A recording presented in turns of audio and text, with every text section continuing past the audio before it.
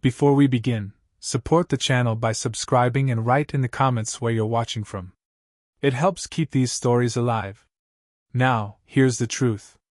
I walked into my daughter's wedding. The hall was glowing with light. Laughter, cameras, champagne. Everyone dressed to impress. They put me at the farthest table. Against the wall. I sat down. And saw the card in front of me. By obligation. Charity case. I read those words again and again. Each letter burned. As if my years of work meant nothing. As if I was only here out of pity. The groom sat in the center, shining. His wealthy family roared with jokes. Toasts, laughter, clinking glasses. Sometimes they looked at me. Smirked. Whispered. One guest walked past and said, surprised they even invited him. Laughter. The sound stuck in my chest. I handed over my gift. A plain envelope. Money I had saved for months. The photographer glanced at it. Then at the golden boxes stacked nearby. He turned his camera away. Let's capture the main gifts instead. A stab. Sharp. Silent. Later, a relative of the groom stood to toast. May our bride never know poverty again. Laughter. Applause. Champagne spilled. I lowered my eyes. The waiters brought plates. Meat, fish, vegetables. By the time mine arrived, it was cold. A small bone stuck out of the slice. Someone whispered at the next table. That's enough for him. More laughter. Another wave. I lifted the fork. Chewed. No taste. Only ash and metal. I looked at my daughter. Beautiful in white. Her smile wasn't for me. It was for him. For the family that decided I was nothing. I remembered holding her hand when she learned to walk. Working nights at the factory to pay for her college. Selling my car to buy her prom dress. And now, a card that said, charity. Laughter behind me. An empty glass no one refilled. A photographer turning away. A toast about poverty. A plate of cold meat. Small things to them. Knives to me. I sat straight. Silent. Eyes on the table. But inside, the ice grew thicker. They thought this was their day. They thought I would swallow it. But they would remember this day. Not the way they expected. They fed me cold meat. They didn't know I would serve cold revenge. The music kept playing. Another toast. More laughter. I sat at the edge, forgotten. I remembered different nights. Nights when I worked double shifts at the factory. The hum of machines. The sting of grease on my hands. All so she could have more. I remembered standing in line at the bank. Handing over the last bills I had saved. Signing the loan papers so she could stay in college. The clerk looked at me, pity in his eyes.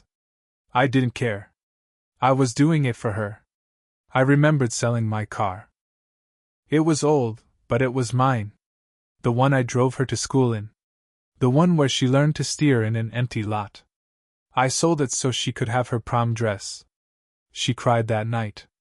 Said it was the most beautiful dress in the room. I told her it was worth it. And I meant it.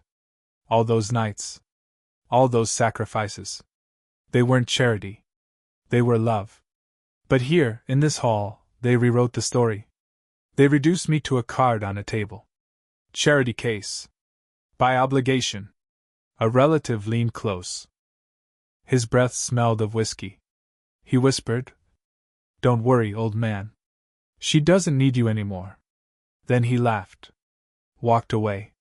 Didn't look back. Another cousin raised his phone. Took a picture of the table in the center. The gold, the gifts, the champagne tower. He didn't aim the camera at my table. Why would he? My table was a shadow. I picked up my glass. Empty. Still no one had filled it. I placed it back down. The sound was drowned by another cheer.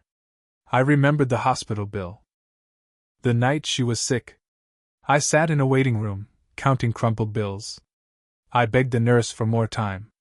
They gave me 2 days. I worked through both nights. By morning, I paid in full. She never knew. I never told her. The hall kept roaring. Voices overlapped, shallow and bright. But my memories were heavier than their laughter. I watched her on the dance floor. The white dress flowing. Her hands in his. Their family circling like they owned her. I wondered, did she forget? Or did she just learn to see me the way they saw me? One of the groom's uncles raised his glass again. To the future. To wealth. To never needing scraps again. Another wave of laughter. Eyes glanced toward me. Quick. Sharp. Cutting. I sat still. But the eyes inside spread wider. Colder. They thought I was broken. They thought I was small. They thought I would fade into the corner. But every word they spoke, every smirk, every toast. They weren't burying me. They were sharpening me. They thought I was the past. They didn't know I was already writing their future. The music shifted. The band struck up another song. Couples moved to the dance floor. My daughter was at the center, spinning, glowing. Her new family surrounded her. The spotlight followed their circle. I sat in the dark. The light never reached my table. I remembered the day she told me she was engaged. Her eyes bright. Her voice trembling with excitement. She showed me the ring. I forced a smile. I told her I was happy. I told her she deserved it. Inside, I worried. I knew his family was different. Wealthy. Proud. The kind that looks at men like me as if we're stains on their shoes. Tonight proved me right. Another relative walked past my chair. He glanced down. Saw my worn shoes. Scoffed. Guess she really upgraded. He didn't whisper. He wanted me to hear. Others laughed. The sound dug deeper than the words. A waiter brought a tray. Stopped at every table. Skipped mine. I raised my eyes. He didn't meet them. He walked on. I pushed my chair back. Went to the restroom. The hallway was lined with flowers, candles. I washed my hands. Looked in the mirror. My tie was old. The fabric frayed. But it was the same tie I wore to her graduation. She hugged me that day. Said I was the best dad in the world. I held on to that. Now the tie was just another thing for them to laugh at. When I returned, my chair was gone. Someone had moved it. Shifted it farther back, almost into the shadows. I set it upright again. Sat down. Not a word.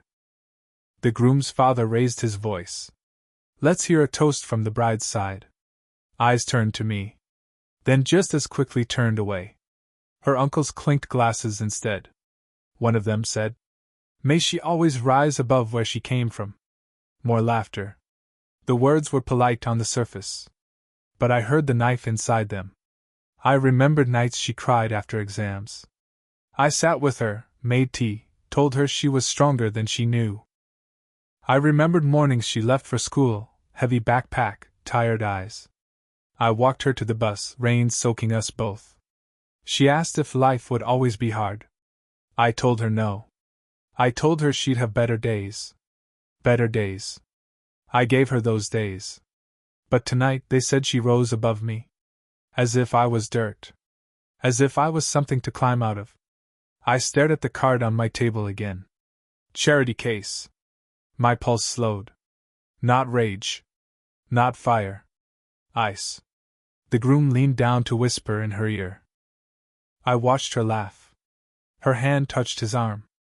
It was light. Soft. But then I saw his other hand. It clenched. Tight. White knuckles. The mask slipped for a moment. He was not as calm as he wanted the world to believe. I saw it. And I never forgot details. The cracks were there. Hidden. But real. Someone snapped another picture. This time I caught the flash in my eyes. But when I looked, I wasn't in the frame. I wasn't supposed to be. They wanted a story without me in it. But I was there. And I was watching. I picked up my empty glass one more time. Turned it slowly in my hands. The room was spinning with joy, music, wealth. But I was the only one who felt the ground under my feet. The weight of truth. The certainty of memory. The patience of silence. They thought they erased me from the picture. They didn't know I was already framing the ending. The music grew louder. The lights dimmed. Another dance. Another toast. The room was spinning with joy, money, gold. But where I sat, the air was heavier. The groom's mother walked past my table. Her perfume lingered too long. She didn't look at me. She didn't need to. Her silence screamed enough. A waiter dropped a tray nearby. Crystal shattered. Everyone gasped, then laughed. The groom waved it off. Money erases mistakes. That's what they believed. But I knew better. Money covers cracks. It doesn't erase them. I stared at my daughter again. She was glowing. But her glow belonged to them now. Or so they thought. One of the cousins leaned close, raising his phone for a video. He whispered loud enough for others to hear. Let's make sure we don't film the charity table. Laughter again. Cheap. Cruel. I pressed my palms against the table. Felt the grain of the wood. Every mark, every scratch. I memorized it. Because I remembered everything. Details mattered. The groom raised his glass. For the first time, he looked toward me. His smile was wide. Too wide. To family, he said. Everyone cheered. But his eyes never softened. They stayed cold. Sharp. Measuring. He wanted me small. He wanted me erased. But when his eyes met mine, he flinched. Just enough for me to see. I leaned back in my chair. Silent. Still. I remembered another night. Years ago. I was sitting at the kitchen table, bills spread out in front of me. Rent overdue. Electricity notice. Her tuition bill. I thought I couldn't do it. But then I looked at her sleeping on the couch, books in her lap. And I found a way. I always found a way. That's what they didn't understand. I don't quit. Not when it's hard. Not when it's humiliating. Not when they want me gone. A photographer passed again. Camera high. He tilted the lens down toward the crowd. Skipped my table. Again. It didn't matter. I didn't need their pictures. I carried my own. Every detail etched into memory. Every insult carved deeper. The laughter rolled on. Another toast. Another joke. Someone shouted. She's finally free. Free from all that came before. Glasses clinked. Hands clapped. Eyes flicked to me, then away. They didn't want to see me. But I saw them. All of them. The cracks were clearer now. The groom's clenched fist. The uncle's slurred voice. The cousin's cheap smirk. They thought they were untouchable. They weren't. I touched the card on my table. Charity case. My fingers pressed into it. Thin. Weak. Like the lie it carried. I slipped it into my pocket. Not as a wound. As evidence. Because tonight wasn't the end. It was the beginning. They thought they reduced me to a word on a card. They didn't know I was already turning their words into weapons. The night stretched on. Music louder. Laughter sharper. Every toast cut deeper. I sat still. But silence wasn't emptiness. It was patience. It was a blade waiting to be drawn. The groom's uncle pointed at me again. His words slurred. Look at him. Sitting there like a ghost. More laughter. I didn't move. A waiter finally set a plate in front of me. The edges of meat scraps, cold vegetables. The kind of plate you clear at the end, not serve at the start. Someone at the next table leaned over and whispered. Fits him. Looks like what he's used to. Another burst of laughter. I picked up the fork. Chewed once. Ash. Metal. Nothing. Across the hall, my daughter and the groom cut the cake. Photographers rushed forward. One turned, sweeping his lens over the crowd. Everyone in for a big photo, he called. Chairs scraped. People moved to the center. I stood, but someone put a hand on my shoulder. Maybe stay here, old man. You'll block the shot. The camera clicked, flashes lit the hall. And I was in the corner, half shadow, cut out. I sat again. Still. Watching. Memorizing. A cousin picked up the envelope I had given. He weighed it in his hand, smirked. Light. Probably nothing inside. He tossed it back down like it was trash. The guests at his table laughed, covering their mouths with napkins. Another voice behind me, louder than it needed to be. That suit must be older than the groom himself. My jaw tightened. The fabric on my shoulders felt heavier. This was the same suit I wore at her graduation. The one she said made me look like a proud father. Now it was just another punchline. The groom's father stood again, his glass raised high. Tonight, she joins a real family. A stronger family. A wealthier one. A family that will give her everything she needs. The words were sugar on the surface. But the poison was clear. A real family. Not mine. Not me. Glasses clinked. Cheers roared. My daughter's smile gleamed under the lights. But it wasn't for me. I pressed my palms against the table. Felt every groove, every scratch. Every scar in the wood matched the scars in my hands. Hands they mocked. Hands they underestimated. I slipped the card deeper into my pocket. Not shame. Evidence. Fuel. They thought they starved me of wine. They thought they cut me from pictures. They thought they shrank me to whispers and scraps. But silence isn't surrender. Silence is a seed. And seeds grow. Even in the dark. Especially in the dark. The music swelled again. The bride and groom kissed. Applause echoed like thunder. But my silence was louder. My patience was sharper. My memory was heavier. They thought they erased me from the night. They didn't know I was already carving the dawn of theirs. The music slowed. The last dance played. Guests swayed, glasses emptied, laughter grew heavy. The night was ending. But for me, it was only beginning. I rose from my chair. The wood creaked, louder than it should have. A few heads turned. Then turned away. I was nothing to them. An empty chair. A shadow on the wall. I walked past the tables. Perfume and wine clung to the air. Glittering dresses brushed against me as if I wasn't there. One guest stepped aside, almost sneering. Careful. Don't trip on him. I kept walking. My silence walked with me. Outside, the air was cold. Cigarette smoke drifted from a group of groomsmen. They laughed about tips, about girls, about nothing. One of them saw me and smirked. That him? The charity case? The others laughed. I didn't answer. I didn't stop. I just walked. The parking lot was nearly empty. My car sat under a flickering lamp. Old. Rusted. Not the car I sold for her prom dress. Another one. Worse. Cheaper. But it still carried me. I sat inside. The seat groaned. The smell of worn leather and oil filled my lungs.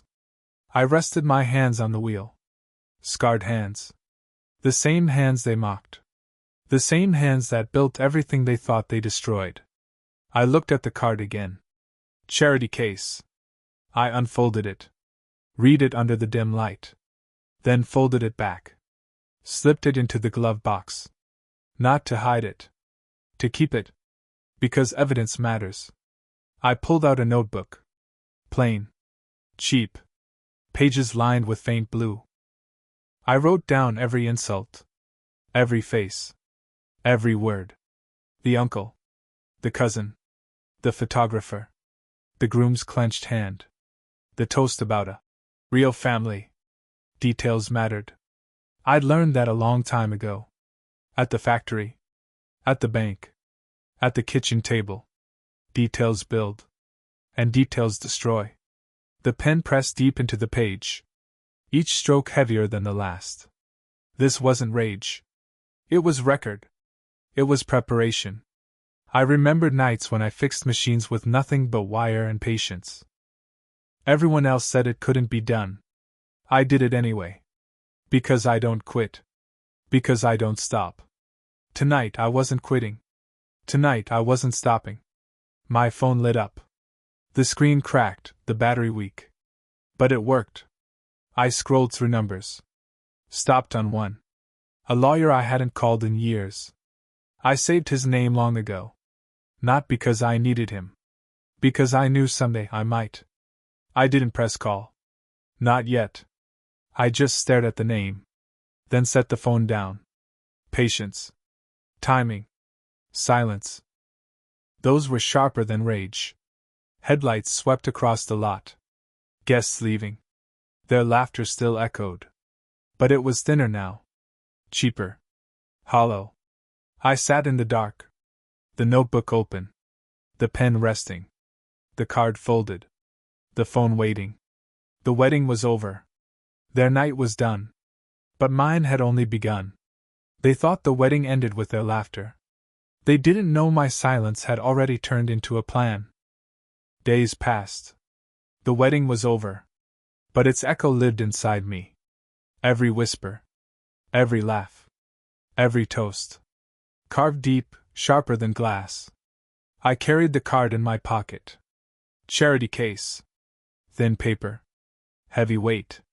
I carried my notebook. Every word they spoke. Every face. Every insult. Written down. Evidence. And I carried silence. Silence heavier than rage. Silence colder than fire. Silence sharper than steel. The lawyer met me in a dim office. His desk stacked with files. His eyes calm. I laid down everything. Receipts. Loans. Contracts. Proof of every sacrifice I made. Proof of every debt they buried. He read. He nodded. He wrote. Every detail mattered. He knew it. I knew it. The next meeting wasn't at his desk. It was in theirs. The groom's family. Their office polished with wood, glass, gold. Walls lined with pictures of wealth, power, perfection. Masks. That's all they were. I sat across from them. I placed the card on the table first. Charity case. They smirked. Until I opened the folder. Page after page slid across the table. Debts. Loans. Signatures.